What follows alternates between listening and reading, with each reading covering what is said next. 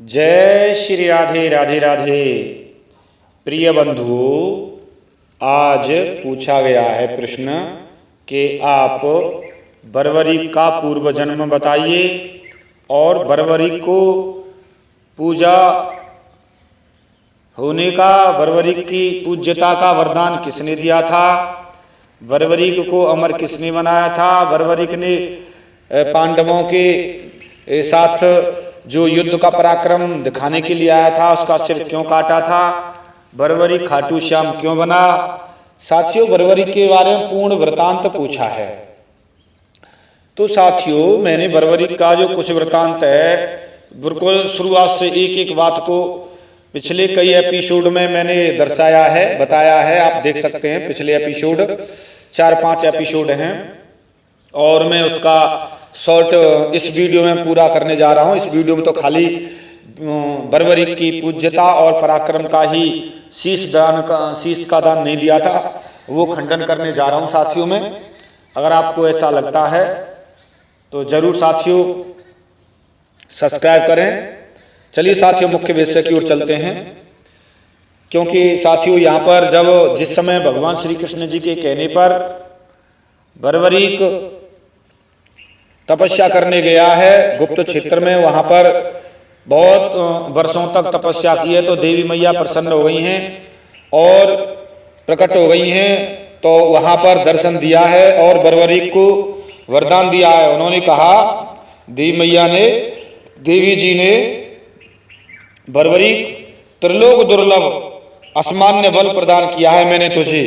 तो देवी मैया ने वहां पर त्रिलोक में दुर्लभ ऐसा बल प्रदान किया जिसको कोई हरा नहीं सकता था।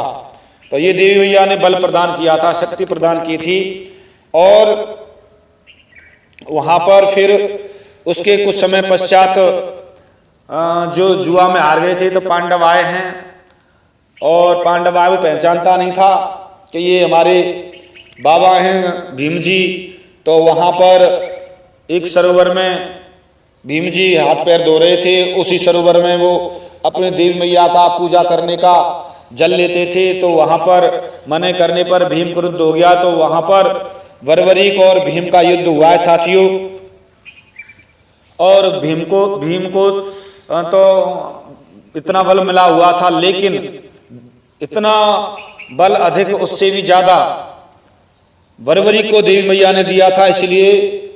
इसलिए भीम को वहां पर परास्त कर दिया, हरा दिया और भीम को पकड़कर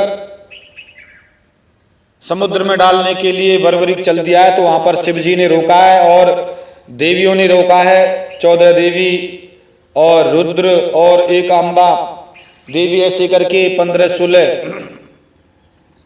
देवियों ने रोका है कि हे बर्बरीक, तुम क्या करने जा रहे हैं, ये तुम्हारे बाबा हैं। और जब पता चला तो बर्बरीक को बड़ा दुख हुआ है कि मैंने तो बहुत बड़ा अन्याय किया, अब मुझे जीवित नहीं रहना चाहिए, मैं मरना चाहता हूँ, मैंने अपना अपराध किया है और मुझे क्या पता था ऐसा, अब मैं जीवित नहीं रहूंगा, मैं पापी हूँ। तो वहाँ समझाया है देवियों ने कि मरो मत तुम, क्योंकि अच्छा नहीं है, चलो गलतियाँ तो हो जाती हैं। तो वहाँ पर देवी कह रही हैं, यदि तुम अपनी देह त्याग करोगे तो ध्यान रखना तुम्हारी देह त्याग करने का भी विधान बन गया है। यदि तुम अपने देह त्याग की नितांत इच्छा कर रहे हो, ऐसा इच्छा लगता है, तो मेरी बात सुनो। देवी मैया कहती हैं, इस संबंध में हमारी बात सुनो। अत्यंत अल्पकाल में ही भगवान देवी की नंदन भगवान श्री कृष्ण के द्वारा तुम्हारा शरीरांत होगा, भेद होगा, तुम्हारा शरीर नष्ट हो जाएगा, शरीर का अंत हो जाएगा भगवान श्री कृष्ण के द्वारा। और बहुत जल्दी यदि तुम काल की प्रतीक्षा करो, हे वत्स, विष्णु की हाथों देहपात अत्यंत उत्कर्षकारक है, क्योंकि वही तो कल्याण करते हैं, उनके हाथों से मुक्ति होती है। अतः तुम हमारे कथानुसार इस समय प्रतीक्षा करो। यह सुनकर बर्बरीक दुखित चित्त से देह त्याग से विरत हो गया। अब तो भगवान की आत्म से होगी, तो मैं क्यों त्याग करूं, देह त्याग नहीं करूंगा, मैं मरूंगा नहीं। तो वहां पर उसे उपालंब देते हुए रुद्र देवीगण तथा चामुंडा रुद्र से वो देवीगण 14 देवियां थी, चामुंडा से 14 1 15 16 थे। तो देवियों ने वहां पर सब कुछ बताया है और कहती हैं कि पृथ्वी के विशेष कार्य के कारण भगवान श्री कृष्ण जी सदा पांडवों की रक्षा करते हैं। तब अपने इस बात की उपेक्षा क्यों किया? आपने ही तो आकर वृकोदर भीम को बचाया है। देवी ने तब भीम से कहा था, भीम को भी यहां पर वरदान दिया है। साथियों, एक बात और सुन लीजिए, मैं कृष्ण के हाथों भक्तों की रक्षा करूंगी। चंडिका के कार्य साधनार्थ यह बर्बरीक महायुद्ध करेगा और जगत में तब चंडल नाम से सम्मानित होगा। इसका नाम उसमें चंडल पड़ेगा। भगवान श्री कृष्ण जी ने नाम तो इसका सुहृद रखा था और इसका नाम भगवान और देवी ने उसका नाम चंडल रख दिया। बर्बरीक का नाम सुहृद रखा था श्री कृष्ण जी ने, और भी ऐसे कई नाम रखे थे। इसको सुहृद नाम से मैं प्रदान करता हूं। इसका द्वितीय नाम होगा। द्वितीय भी नाम रखा था। सुहृद भी भगवान श्री कृष्ण जी ने रखे थे नाम 2, और चंडल देवी ने रखा था, और ये बर्बरीक नाम उसके पिता घटोत्कच ने रखा था। तो साथियों, इस तरीके से वहां पर वरदान दिया देवी जी ने और पूरा वृतांत बता दिया, कृष्ण के हाथों तुम्हारा मृत्यु होगी। अब साथियों चलते हैं मुख्य विषय की ओर। साथियों, विषय लंबा होगा, वीडियो लंबा होगा, लेकिन बड़ा गहरा है। आप उसे समझेंगे, बार बार वीडियो रुक कर जानेंगे, तब आपको इसका वृतांत समझ आएगा, क्योंकि वृतांत बड़ा जटिल है। तो साथियों, तत्पश्चात 13 वर्ष व्यतीत हो जाने पर महारथी पांडवगण उपप्लव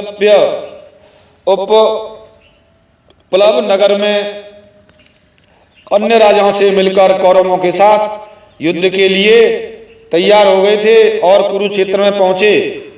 तभी दुर्योधन के प्रभुत्व में कौरवगण वहां युद्धार्थ आए थे। भीम तब रथी महारथी अतिरथी चुनने लगे थे। सबको देखने लगे कौन रथी रहेगा, कौन पांडवगण, कौन हमारे सेना का सेनापति रहेगा। इस तरीके से पूरी सेना का एक तरह से संचालन व्यवस्था पूरी करने लगे थे।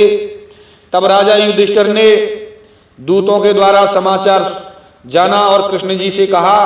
दूतों ने बताया था युधिष्ठिर जी को, और कृष्ण जी से कहा, भगवान भीम रथी अतिरथी और महारथी गण की गणना कर सकने में सक्षम है। भीम इस चीज में बड़ा पराक्रमी है,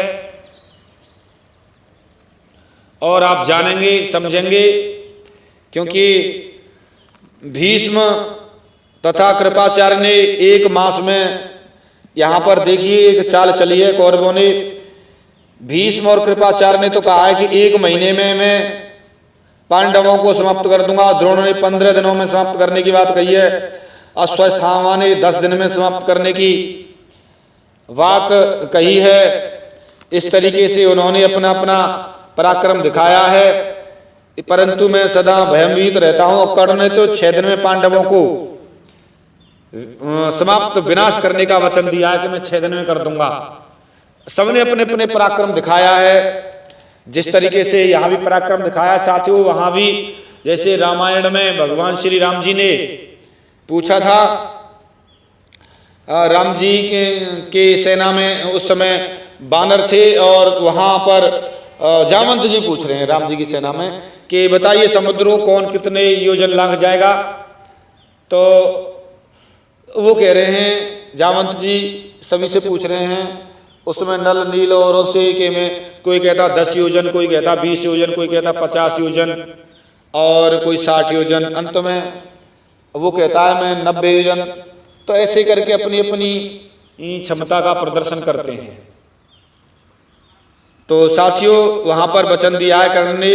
अतः अब मैं भी अपने सेनानी गण से यह पूछना चाहता हूं कि कौन कितने समय में कौरव दल का दलन कर सकने में समर्थ है।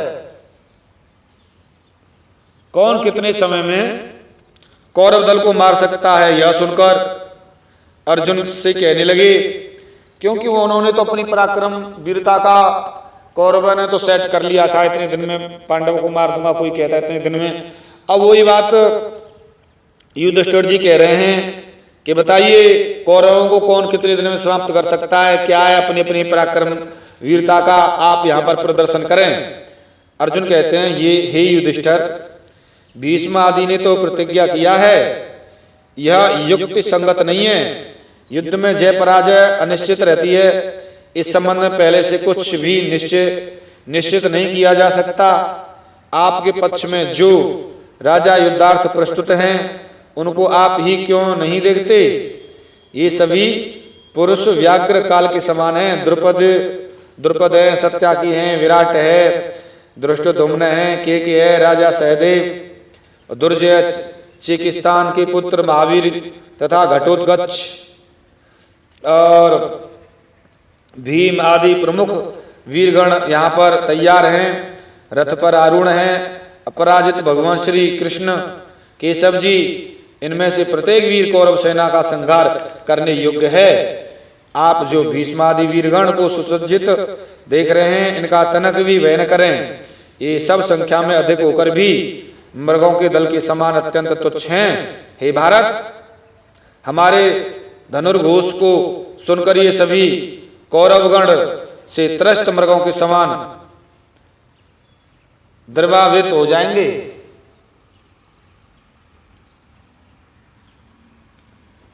तो इस तरीके से साथियों यहाँ पर सभी तैयारी कर रहे हैं।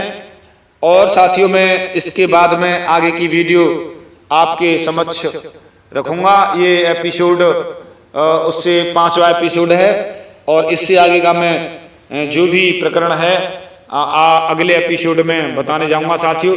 तब तक के लिए मैं मिलता हूं एक किसी विशेष गहरे रहस्य के साथ में। तब तक के लिए जय श्री राधे राधे राधे, जय श्री राधे राधे राधे।